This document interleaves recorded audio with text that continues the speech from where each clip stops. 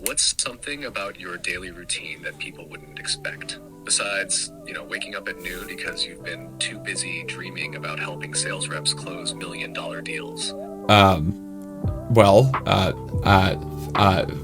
thing that I've added recently to my daily routine, well, we'll call it like 3 times a week. It's not perfect yet. I'm trying. Is meditation, guided meditation, 5 minutes a day. I use an app. I use Headspace. Does it make a difference? Answer is yes. Why? Well, it's like this. So the reason that you're stressed or whatever's going on in your external environment, we attribute that to stress. Really, it's a chaotic mind is a chaotic reality. So if you can learn to calm the mind no matter what's happening externally, that will then create a calm reality at all times. Not that it can be that way at all times, but that's the idea, and it does work. All right, keep going there, whatever Sassy Johnson is doing here. All right, calm mind, calm reality. Love it. Just don't start floating away mid-podcast, okay? Here's the next one. What's something you're totally irrationally passionate about? Like that one thing you can go on about forever when no one asked. And yes, space counts unless you found a new obsession. No, that was literally what I was. Wow, that is. So you're keeping up with our conversations over the freaking weeks. Like that's what I was gonna say. So back to you. You gotta be kidding me. I'm not writing this. This is bullshit. Go ahead. I'm in your head, Adam. Space was literally the next thing I had in mind because I know how fired up you get about it. So go ahead, give the people your space rant. What's got you so hooked on the cosmos? And don't worry, I'll try not to put away while you do. Oh my god. Okay. Space. I nerd out on space. I am fascinated by it. It just a side benefit for me is that it has this ability to pull me out of whatever happened that day, whatever is going on in my head, and just distract the heck out of me. I think it's the ultimate reality, I guess, in my brain. Is as weird as that sounds. I'm pretty uncomfortable with you. I guess I'll leave it at that.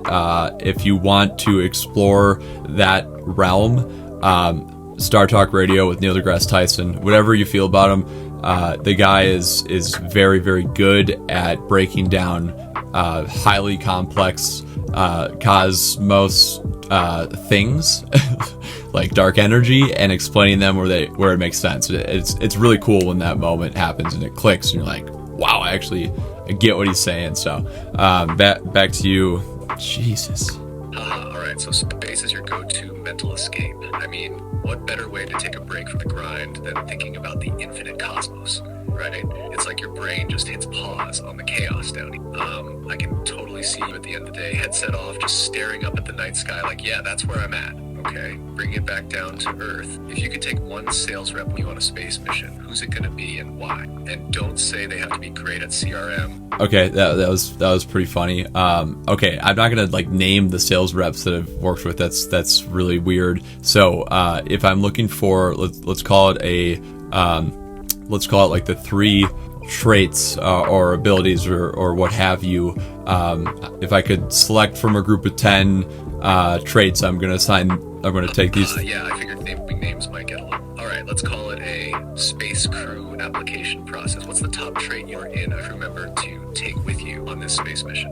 And no, ability to follow up on emails doesn't count. And I don't know. This is getting weird, but okay. I'm gonna go with. You're listening? Are you? Oh, come on. You're not getting out of it, Daddy.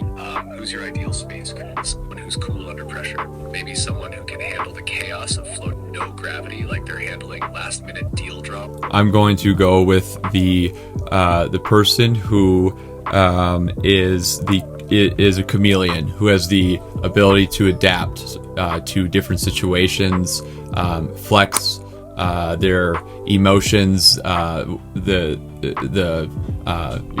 they can jump from call to call.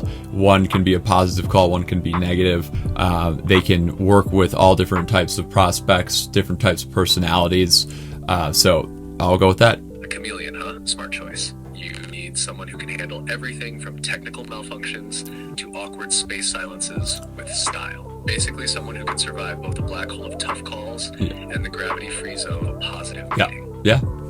I see what you did there. All right, last one to wrap this up. If you could give your younger self one piece of advice, what would it be? And no, start meditating earlier isn't allowed. Okay, well, that wasn't that funny. That's an excellent question, which is me just creating a little bit more time for myself to think right now. Okay, if I could go back, I would give myself this piece of advice. It doesn't set in when you're young, but what people think of you, what they say about you, what they do to you, it does not matter. The negative stuff, the hate, when people attack for no reason, they take for no reason.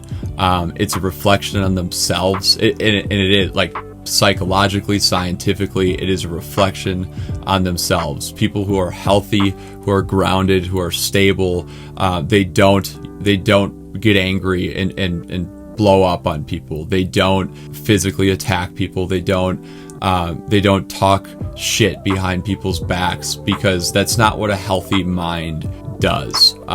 Humans are healthy humans do obviously we all say things that we probably shouldn't every once in a while, but it's the consistency, it's the overtime behaviors that really define a person, and random outbursts of anger, that's a red flag.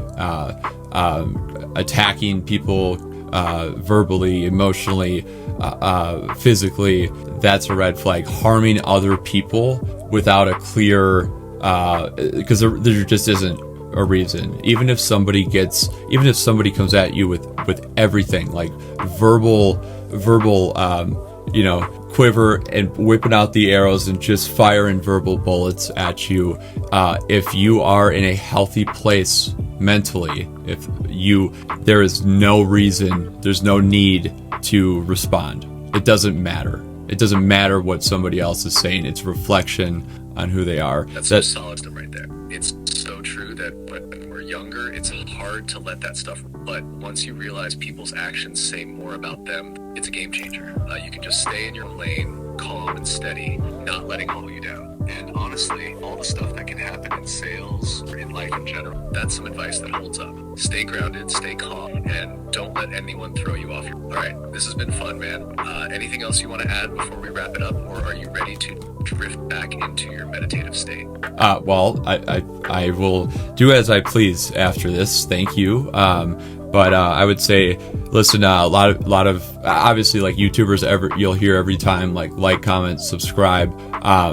That the reason is obvious. Like, this is a business, and I truly believe that if you find what I'm producing here, the work entertaining, fun, helpful, useful, like, great. Hit subscribe. That would mean a lot, and it doesn't really impact you. I'm not really that close to monetizing this, but hey, it's fun. And if you don't like the videos, it's a product. I'm making a product. I don't take it personally. Don't click subscribe. Like, my goal, my job is to figure out my space that where people enjoy and what they're looking for, and I'm trying to chase it, and I'm trying to do it without GPT, because that was I asked it to be a little bit sassy, and that was pushing some boundaries that I set with myself. So up and at 'em.